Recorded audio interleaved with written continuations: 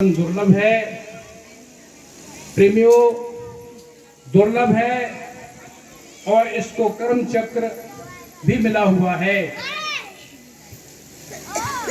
व्यवस्था ये है कि कर्म ही मनुष्य को बांध रहा है और कर्म करने में हर समय विवश है। हे अर्जुन, कोई भी व्यक्ति अपने जीवन में जब तक शरीर है तब तक कर्म बिना नहीं रह सकता है, कर्म किए बिना नहीं रह सकता है। प्रेमियों, ऐसी व्यवस्था है ये कि कर्म बंधन है और कर्म ही हमारी व्यवस्था है। प्रेमियों, इसलिए हमारे संत महान पुरुषों ने ये कृपा की है। उन्होंने जो कमाई की है, उन्होंने जो कर्म के काटने का रास्ता अपनाया है, क्योंकि संत ही कर्म से छूटते हैं, बाकी दूसरा कोई नहीं छूटता। संतों से मिलकर के ही कर्म से छुटकारा पाया जा सकता है, निष्कर्मता हम प्राप्त कर सकते हैं।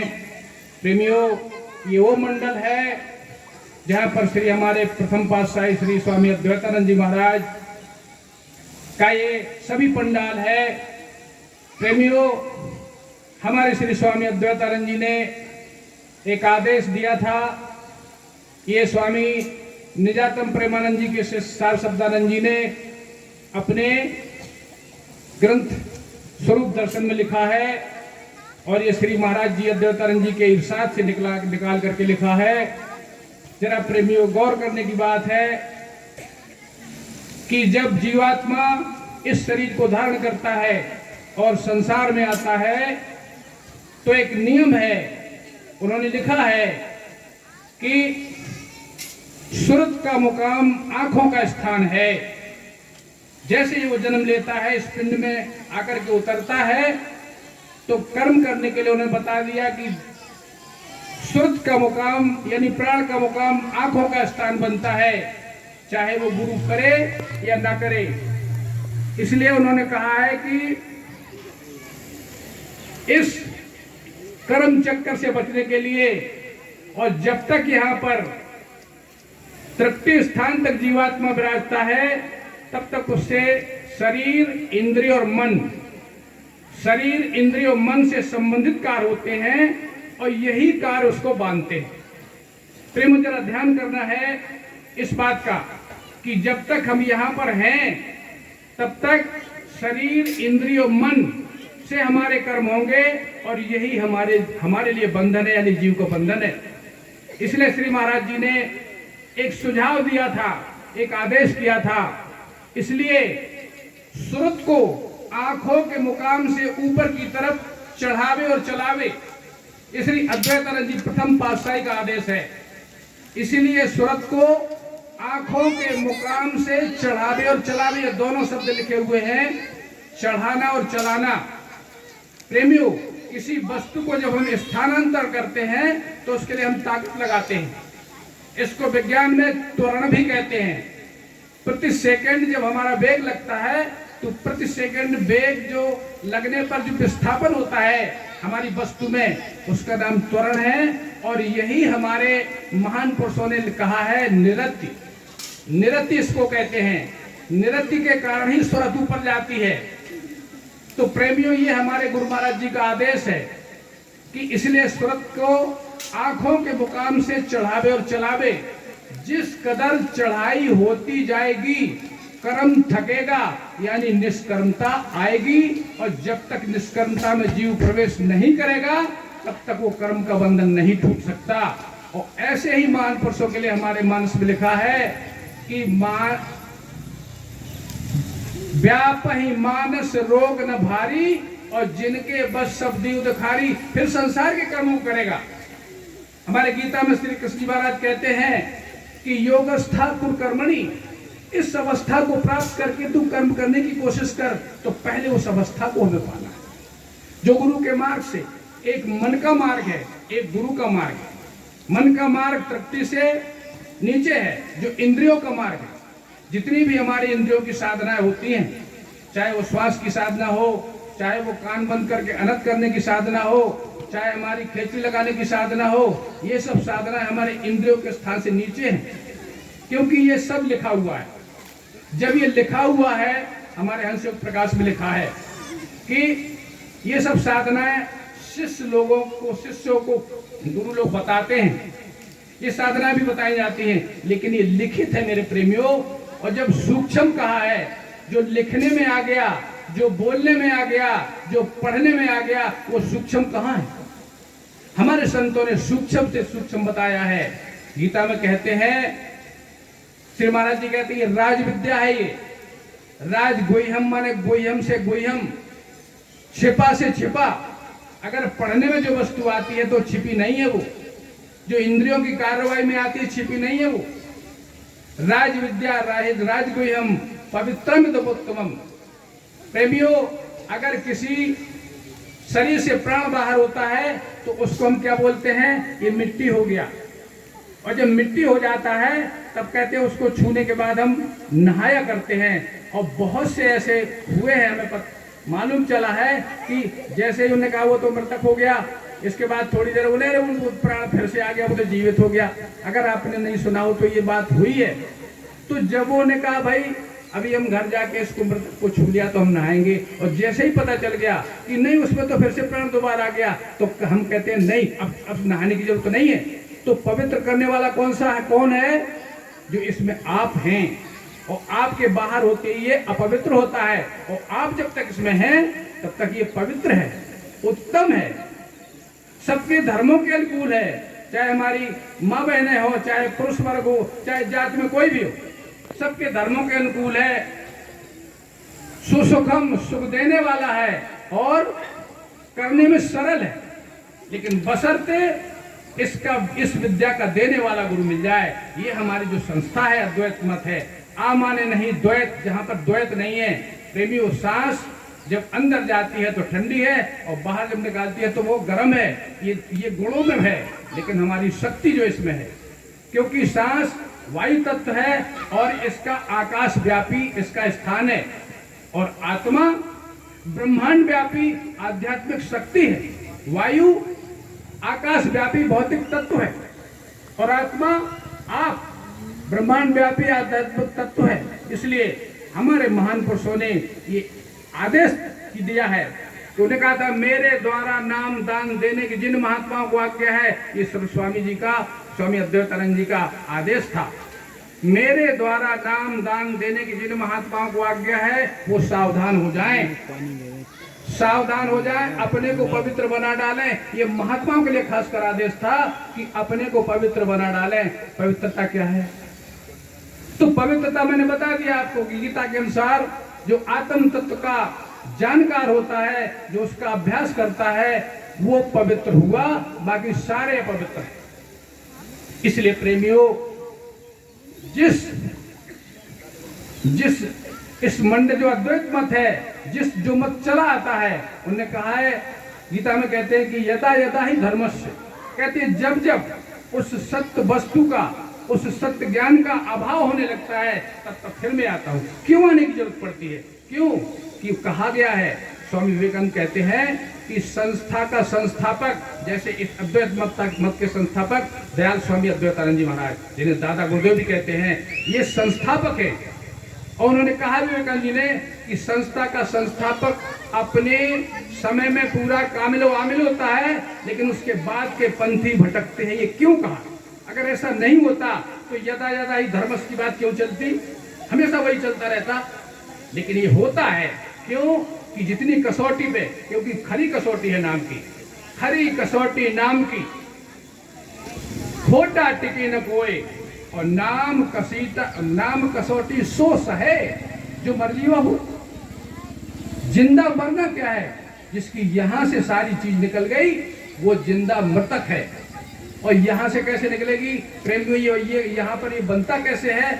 जब प्राणी इस मार्ग से इसमें प्रवेश करता है और जैसे इंद्रियों के स्थान से नीचे आता है, उसका चित्त जो जन्म का रखा हुआ उसके पास जो धरोहर है, वो स्वचालित हो जाती है। स्वचालित यंत्र का है ब्रह्मा की। जैसे ही वो नीचे उतरता है अपने स्थान से, और जैसे ही नीचे उतरता है तैसे चित्त चालू हो जाता है, मन चालू हो जाता है, इंद्रियां चालू हो जाती हैं। तो प्रेमी बंधुओं, अगर इनसे बचना है जीवन में रहते हुए और अपने गंतव्य स्थान को पाना है, तो हमें इनका स्थान छोड़ना पड़ेगा।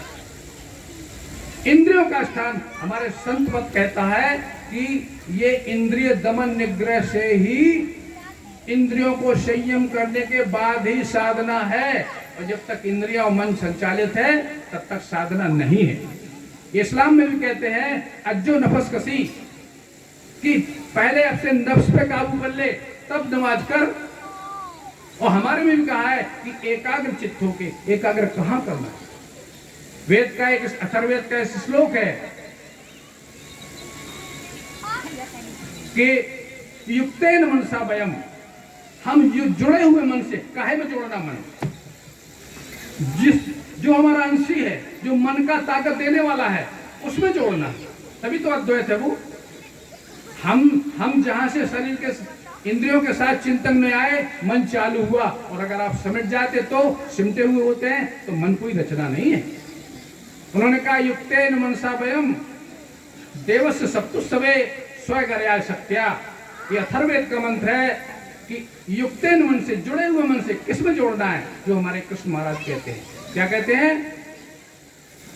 योगस्थाकुर कर्मणि, गीता अध्याय का 12वां श्लोक कहता है कि समस्त इंद्रियों के द्वारों को रोककर, इंद्रियां काहे से संचालित हैं? जब आपकी शक्ति उसमें आती है तब इंद्रियां आपकी चलती हैं। आपने कहा चलना है तो पैर में ताकत आएगी तब आप चलेंगे, और आपने कहा उठाना है वस्तु को, तब जब हाथ में आप ताकत इस्तेमाल करेंगे। अगर 5 किलो उठाना है तो उसकी ताकत करेंगे, और इसी हाथ से 20 किलो उठाना है तो उसमें ताकत इस्तेमाल करेंगे।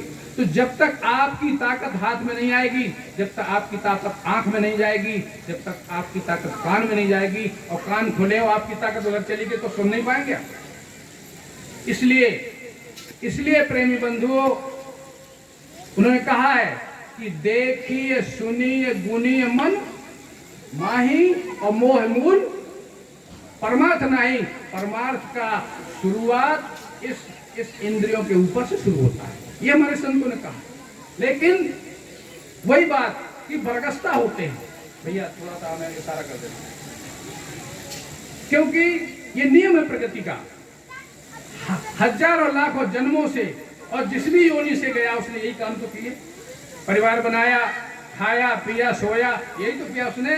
तो जब मनुष्य शरीर में आता है तो मनुष्य शरीर में कहां से आ गया, ये भी उस पर निर्भर करता है। जैसे कयाधु जो मां थी प्रहलाद की, जब उसमें देवताओं ने सोचा कि ये लड़ने चला गया, ये अकेली है कयाधु, तो देवता ने उसका हरण किया। और जब आकाश मार्ग से उसको लिए जा रहे थे तो देव ऋषि नारद पहुंचे। अरे उन्हें क्या कर रहे हो? देव ऋषि देवताओं को नहीं देखा कि इसमें भक्त आत्मा है। देव ऋषि नारद को दिख गया कि देवताओं क्या करते हो, इसमें भक्त आत्मा पल रहा है। तो जो अपनी आत्मा को देखता है वही देख सकता है, देवता नहीं देख पाए। तो उन्होंने कहा इसमें भक्त आत्मा पल रही है। तो जो भक्त आत्माएं होती हैं, भक्त आत्मा कैसे बनती है? यही सत्संग जो आप सुन रहे हैं। जब आप सत्संग अपने बच्चों को भी सुनाएंगे, आप सुनेंगे, तो संगत बदलती है। बड़ा होने पे आप कोई संस्कार नहीं डाल सकते। जितना जन्म से 1 हफ्ते तक बच्चा सीखता है, और हम क्या कहते हैं, अबोध है। जन्म से 1 हफ्ते तक जितना सीखता है वो जीवन में नहीं सीख सकता।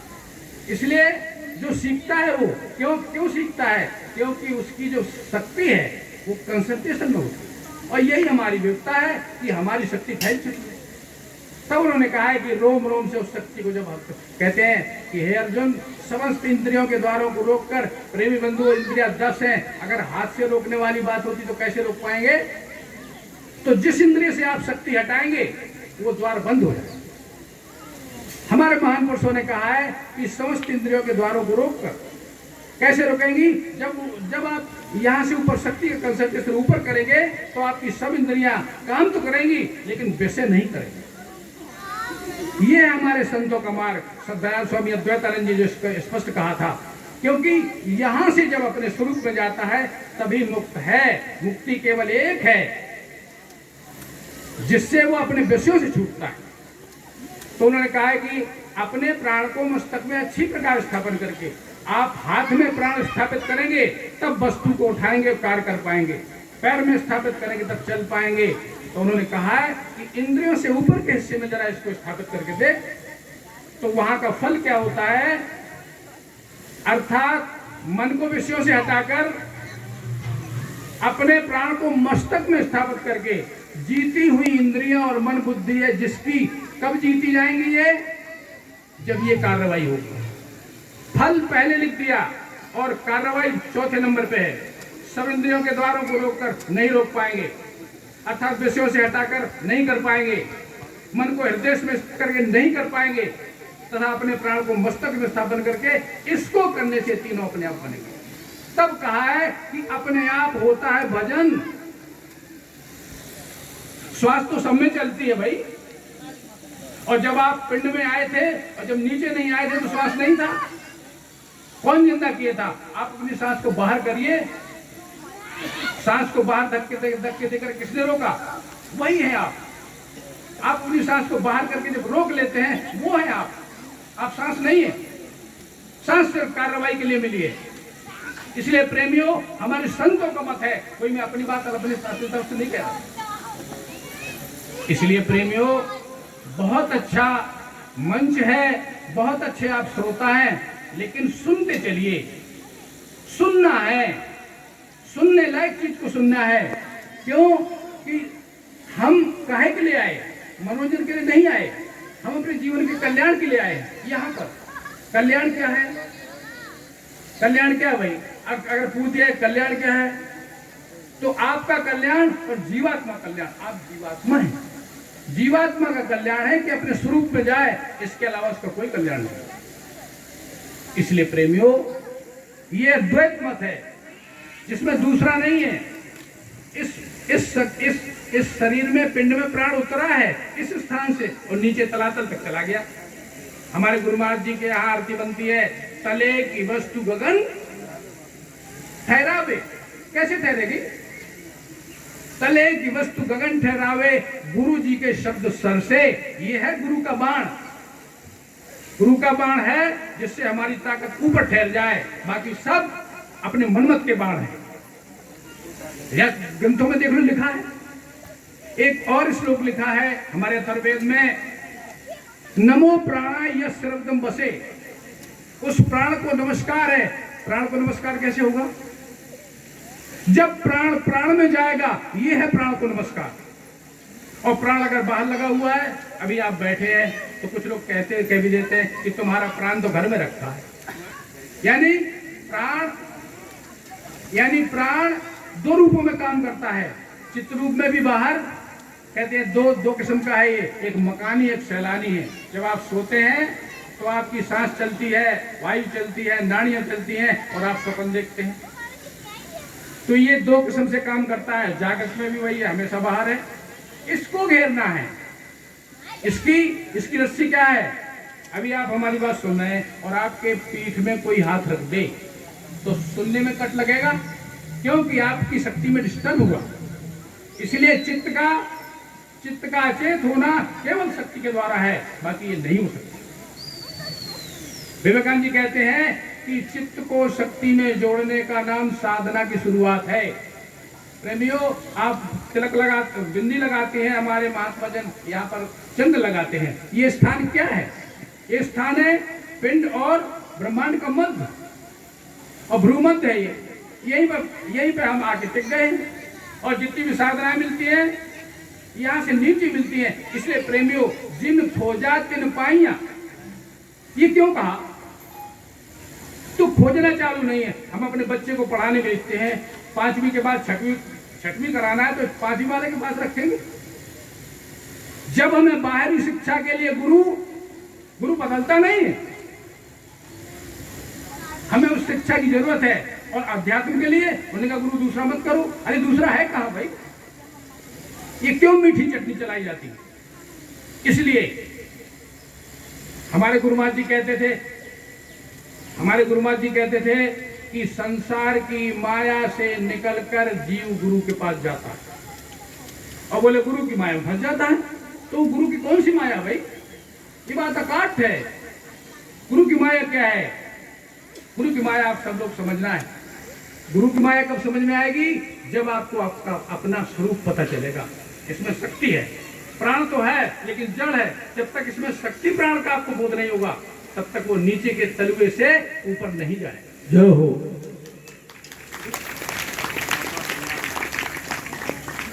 बोले सत